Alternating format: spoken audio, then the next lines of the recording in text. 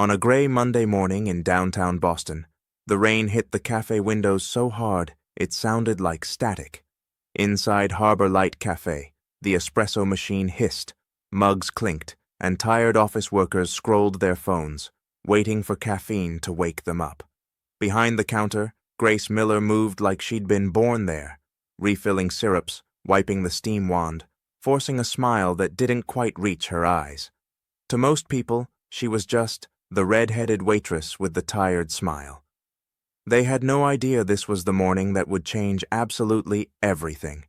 And before we get there, if you love emotional, movie-like stories where one simple act of kindness flips a whole life upside down, hit subscribe to Extraordinary Stories right now, tap the like button, and turn on the notification bell so you never miss the next story that might stay with you long after the video ends. Because in about 3 minutes, you'll see why paying for one old man's coffee was the bravest, smartest, and most expensive $4 grace ever spent. The bell over the door chimed. A gust of cold air rushed in, and with it, a man in a faded army green coat that had seen better decades. His shoes were cracked, his hair mostly gray, rain dripping from the brim of a cap he clutched in one hand. He stood just inside, as if asking permission from the room. Nobody gave it. A few customers glanced up, then away. The guy in the suit at the corner table pulled his laptop closer, like poverty was contagious. Grace noticed him immediately. The man stepped up to the register where Kyle, the young barista with perfect hair and a perfectly bad attitude, was tapping on his phone. Excuse me?" the older man said quietly. "Could I get a, small coffee? Just plain. No sugar." Kyle glanced at him, then at the coat. "That'll be $3.95, he said flatly. The man patted his pockets, then patted again, harder, color draining from his face. "Oh," he whispered. I'm so sorry. I thought I had my wallet. I must have left it at home." He swallowed. "If it's all right, would you mind if I just sit inside until the rain slows down? I'll get out of your way." Kyle snorted. "This isn't a shelter, man," he said, voice loud enough for nearby tables to hear. "If you're not ordering, you can't just hang out." A woman in a blazer smirked over her latte. "Unbelievable," she murmured to her friend. "They let anyone in here now." Someone near the window laughed. "Maybe he's waiting for the free samples." The older man's shoulders hunched. He shifted his wet cap from one hand to the other and took a small step back. "I wasn't asking for anything free," he murmured. "Just a dry seat." Kyle rolled his eyes. "If you don't have money," he said, slow and sharp, "you can't stay." The man's gaze dropped to the floor like he'd been slapped. He turned toward the door. That's when Grace set her tray down harder than she meant to. A spoon rattled. Heads turned. She walked to the counter, heart pounding, and pulled a crumpled $5 bill from her apron pocket. Money she'd planned to put in the jar for her sister's medication. She slapped it on the counter. "That's enough," she said. Kyle frowned. "Grace, what are you—" "I'm paying for his coffee," she said, louder now. "Run it." The room went quiet in that strange, heavy way, like everyone suddenly remembered they had ears. The guy in the suit by the window snickered. "Oh, look," he said. "St. Grace of Harbor Light." Another customer chimed in. "Maybe she thinks he's a secret millionaire. Good luck with that tip, honey." Grace turned to face the room, jaw tight. "Kindness isn't a business strategy," she said. "It's not about what you get back. It doesn't make you smaller to treat someone with respect. But it does say a lot about you if you enjoy watching someone be humiliated over $4. Nobody laughed after that. She turned to the older man and softened. "Sir," she said, "you're welcome to sit as long as you like. I'll bring your coffee to your table." He blinked hard. You don't have to do that," he said. "I know," she replied. "I want to." For a moment they just looked at each other, his eyes full of disbelief, hers full of stubborn warmth. Then he nodded and shuffled to an empty table by the rain-streaked window. Grace rang up the coffee, slid the change back into her own tip jar, and started the brew. The atmosphere in the cafe shifted. The mockers went quiet. A few people looked down at their phones like screens could erase what they'd just been a part of. Grace carried the mug over slowly. "Here you go," she said, setting it down. "It's hot. Careful."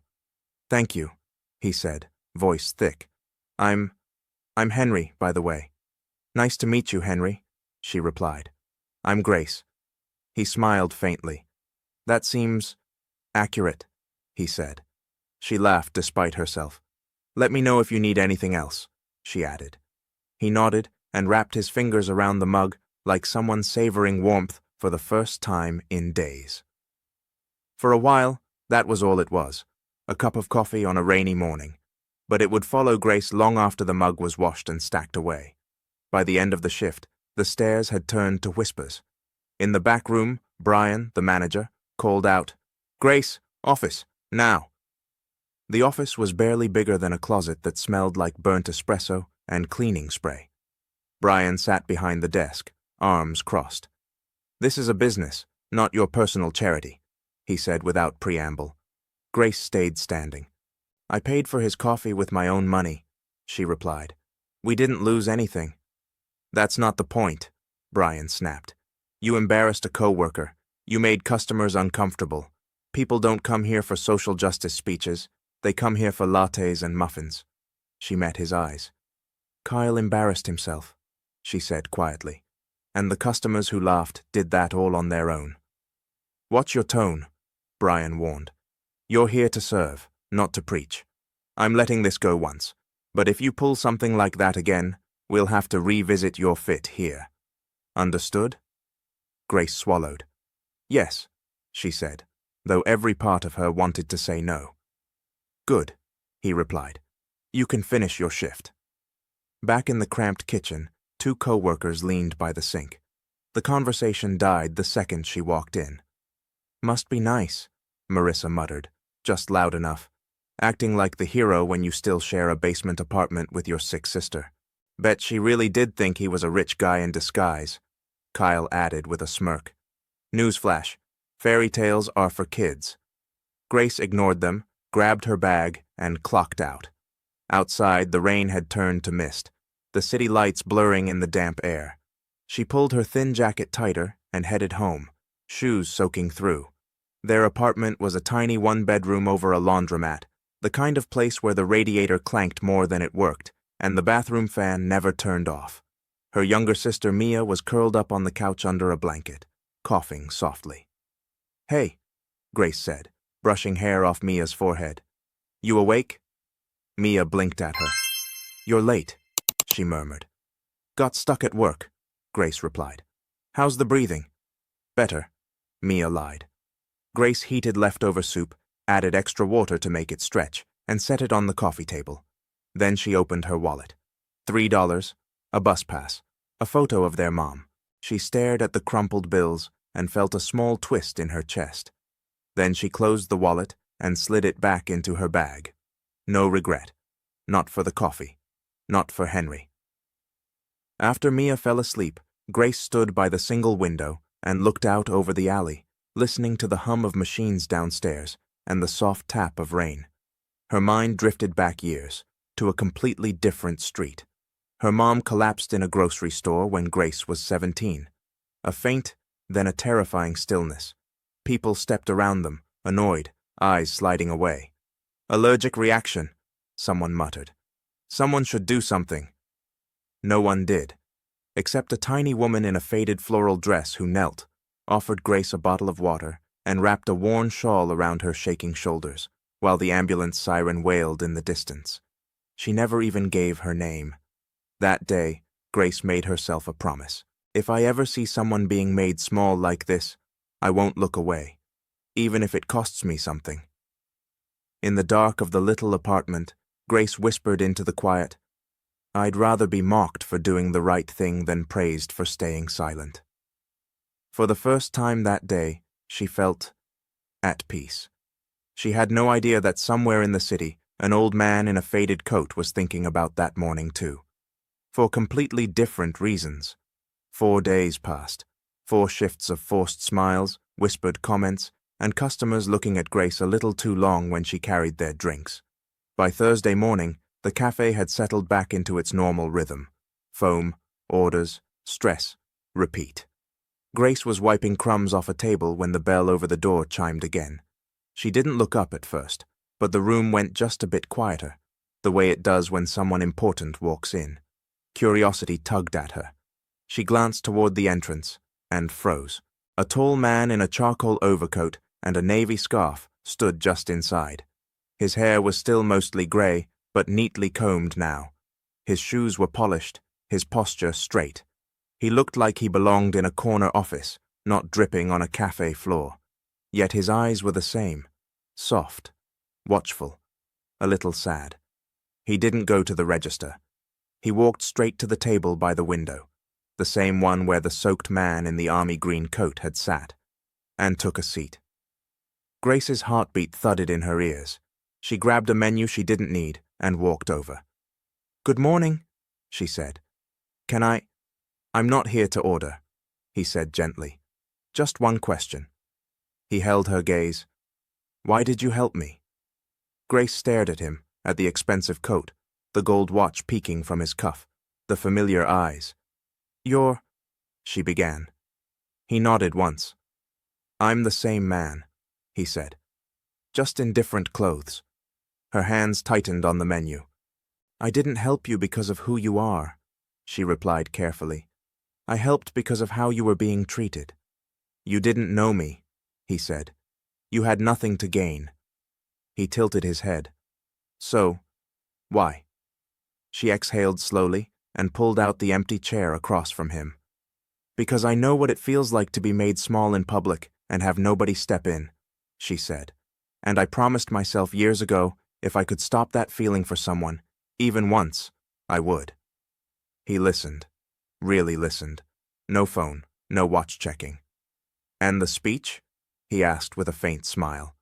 "About kindness not being a transaction?" Color crept into her cheeks.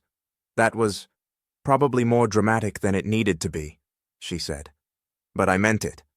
"I know you did," he replied. He paused. "Do you read?" he asked. She blinked. "Books?" "Yes," he said, amused. "Stories, biographies, anything." "I used to," she said. "Now I mostly read labels at the pharmacy." He chuckled. "I like stories about ordinary people who do brave things," he said. "They remind me the world isn't as hopeless as it looks on a spreadsheet." He mentioned authors Grace had never heard of. She didn't pretend to know them. She just asked questions. They talked about music, too. Her mom's love for old jazz vinyl, his for classical piano. He admitted, "Sometimes I come into places like this just to listen to people talk. You can learn a lot from how someone treats a stranger." At one point, Grace laughed. Really laughed. "You're not what I expected," she said. He raised an eyebrow. "What did you expect?" She shrugged. "Honestly? That you'd show up, say thank you, maybe hand me a Starbucks gift card or something, and then disappear." He looked down for a moment, then met her eyes again. "I've had money for a long time," he said quietly, "but not many people have made me feel human, the way you did that morning." Before she could respond, Brian's voice cut through the room. "Grace, break's over." She stood quickly. "I should get back to work," she said. "Coffees don't serve themselves." He nodded. "Of course," he replied. "Thank you for talking with me." He reached into his coat and slid a small cream-colored envelope across the table. "If you feel like it," he said, "open this after your shift. If not, you can throw it away. No expectations." She eyed it warily. "I'm not taking money for doing something anyone should have done," she said. "It's not cash," he said, "and it isn't a bribe, just an invitation."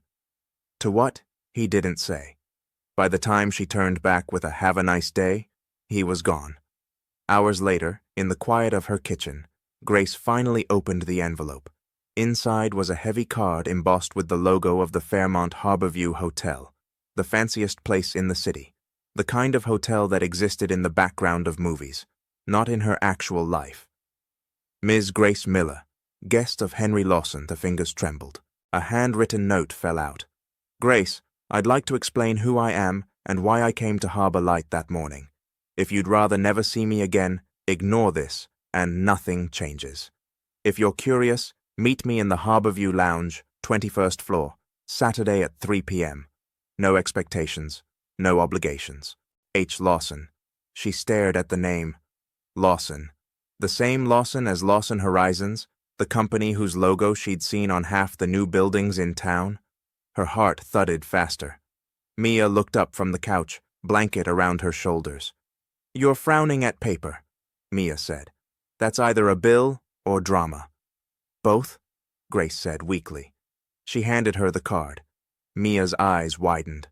"Whoa," she breathed. "That's like Billionaire Lawson, right?" "Apparently," Grace said. "Also apparently the same man who forgot his wallet in my café. And now he wants to meet you in a fancy hotel lounge," Mia said slowly. "This is either a horror movie or the start of a very weird Hallmark special." Grace dropped onto the couch. "What if it's some kind of test?" she muttered. "What if he wants to offer me something and then yank it back if I don't bow or whatever?" Mia studied her. "You stepped in for him when everyone else acted like he was trash," she said. "Do you really think that's the kind of thing you regret, even if nothing else happens?" Grace shook her head. "No," she admitted. "Then go," Mia said. "Not because he's rich, because he asked, and you're curious, and you're allowed to see what's on the other side of that door." Grace stared at the gold lettering shimmering in the lamplight. By Saturday at 2:59 p.m., she was standing in front of an elevator that smelled like expensive cologne, wearing her one good blouse and borrowed heels that pinched her toes. The Harborview Lounge looked like a movie set. Glass walls, leather chairs, soft music. The skyline spread out like a painting. She almost left. Then the door behind her opened. "Grace," a familiar voice said. "Thank you for coming." She turned. Henry Lawson stood there, not in a faded coat, not in a café chair, but fully himself. Presence, not just posture. A billionaire who had once asked to sit out of the rain. "Are you okay?" he asked softly. "This is a lot of carpet," she blurted. He smiled. "Have a seat," he said, gesturing to a small table by the window, already set with tea and coffee. She sat stiffly. "I wanted to tell you in person," he began, "because telling you in any other way would have felt dishonest." He folded his hands. "My name is Henry Lawson," he said. "I founded Lawson Horizons. We invest in infrastructure, housing, small businesses. You've probably never heard of me, which is exactly how I like it." Grace swallowed. "I wasn't pretending to be someone else that morning," he continued. "But I did go in without my wallet on purpose. I've done it in a lot of places." She tensed. "So you were testing me," she said. "No," he said quietly. "I wasn't testing you. I was looking for something. I've spent the last 15 years trying to figure out who people are when there's nothing to gain from being decent." He looked down at his coffee for a moment. "My wife died a long time ago," he said. "We never had kids. After she passed, I stopped trusting pretty much everyone. Money makes people act strange. I started traveling anonymously, watching. Sometimes I found cruelty, sometimes indifference. Once in a while, I found someone who made me think, okay, the world is still worth betting on." He lifted his eyes. "That day," he said, "I found you." Grace stared at him, torn between anger and something like awe. "So you sat there and let them humiliate you just to see what people would do?" she asked. "Yes," he said simply, "and I don't blame you if that makes you furious." She stood abruptly, her chair scraping. "I don't know if I'm honored or completely freaked out," she said. "I didn't help you to pass some billionaire's morality experiment." "I know," he said. "That's why it mattered." He didn't try to stop her from leaving. He just added quietly, "I'm not here to buy your gratitude. I'm not offering you a car or a condo or a makeover. I'm offering information, and maybe an invitation." "To what?" she asked. "To see what I actually do with all of this," he said, gesturing vaguely at the room, the city, the invisible world he moved in. "I'm going to Montreal next week to visit some of the projects we fund. Shelters, community kitchens. Recovery homes? I'd like you to come. Not as a PR prop. As company. As someone who sees the world the way I wish more people did. He slid a simple envelope toward her. Round-trip ticket. A modest hotel. Nothing like this. You can say no. You can walk out right now and never hear from me again. I'll still be grateful for what you did. Grace stared at the ticket. I don't know what you think this is, she said softly, but I know who I am. I'm not trying to marry rich. I'm not trying to be discovered. I helped you because you were being treated like trash, and I couldn't swallow my own conscience. Henry nodded. That, he said, is exactly why I'm asking. She left with her head spinning, the ticket burning a hole in her bag. All night, she lay awake listening to the laundromat machines hum below. Mia's words came back to her. You've spent your whole life making room for other people. Maybe it's okay to see what happens when someone makes room for you. By sunrise, Grace had made her choice. The train to Montreal hummed like a distant storm. Grace sat opposite Henry in a quiet compartment, clutching a paper cup of coffee. I didn't think you'd come, he admitted. I didn't either, she said. But then I realized, I'm always telling Mia the world doesn't change unless you step into it. Felt hypocritical to stay home. He smiled. For what it's worth, he said. I'm glad you're here. The days that followed didn't look anything like the billionaire life Grace had imagined. No yachts, no champagne towers, no shopping sprees. Instead, she found herself in modest guest houses and community centers, churches, turned shelters, and half-finished homes built by volunteers. They visited a small women's shelter where the director hugged Henry like an old friend. Henry shows up, the woman told Grace, not just with checks, with time. They sat in a recovery center where men shared stories of addiction and second chances. Henry spoke very little, asked a lot, and remembered details. He never introduced himself as the Billionaire. Most people just knew him as Henry. In a tiny café run by former foster kids, one of the baristas whispered to Grace, "He paid off our back rent when the landlord tried to kick us out, but he made us sign an agreement that we'd help the next place in trouble once we were stable. Kindness isn't a dead end," he said. "It's a relay." At night, back in her small hotel room, Grace wrote everything down in a battered notebook. On the flight home, Henry handed her a folder. "Don't panic," he said. "It's not a contract." Inside were draft documents for something called the Grace Miller Initiative, scholarships and microgrants for workers in low-wage jobs who were caring for sick relatives or going back to school. "I don't want it named after me," she said immediately, throat tight. He laughed softly. "I figured you'd say that," he replied. "You can change the name, tear it up, ignore it, or we can build it together. I wanted there to be something in the world that existed because you decided to be who you are." She closed the folder carefully. "I appreciate it," she said. "More than I can explain, but I think I need to build something myself, from the ground up, not just have it handed to me." He nodded, no offense in his eyes. "I was hoping you'd say that too," he said. "So, what do you want to build?" The answer came out before she could overthink it. "A café," she said. "But not like Harbor Light, a place where nobody ever gets told they don't belong because they're short $4. A place where the first cup is always free for someone who needs it." He leaned back, studying her. "You already know the name, don't you?" he asked. She smiled. "The First Cup," she said. 2 years later, the rain was falling in Boston again, but this time, Grace stood on the sidewalk in front of a freshly painted storefront, umbrella in hand, watching people press their faces to the glass. The sign over the door read, "The First Cup." No one should have to earn kindness. Inside, the space glowed. Warm lights, mismatched chairs that somehow worked together, a shelf of donated books, a little upright piano in the corner, a chalkboard behind the counter that said, "Your first cup is on us. Your second, if you can, is for someone else." The bell rang as the first customers came in. An exhausted nurse, a delivery driver, a student dragging a backpack. Grace moved among them with a tray and a smile that was no longer forced. At noon, The door opened again. A thin older man stepped inside, coat too light for the weather, hands trembling as he held the handle. A new barista, Tyler, barely 20, stepped forward, nerves visible. Sir, just so you know," Tyler stammered. We're really busy today, and, you have to—" Grace was across the room before he could finish. "It's okay, Ty," she said gently, laying a hand on his shoulder. She turned to the man. "Welcome," she said. "Would you like a seat by the window?" He blinked, surprised. "I don't have much money," he admitted.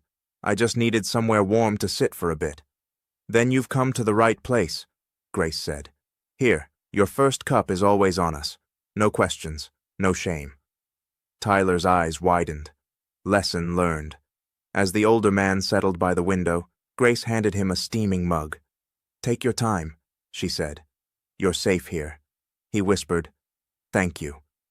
For a heartbeat, the past folded over the present. The soaked stranger in harbor light, the $5 bill, the glares, the humiliation. Only this time, she was the one making the rules. Something tugged at her. She glanced out through the window. Across the street, under a black umbrella, a familiar figure stood watching. Henry Lawson. Coat collar up, expression calm, eyes bright with something like pride. He didn't come in. He just met her gaze, smiled, and gave a small nod. Grace felt her throat tighten. She nodded back. Then he turned and disappeared into the rain, leaving the cafe to her and the people it was built for. Later, during the soft opening, someone handed Grace a microphone.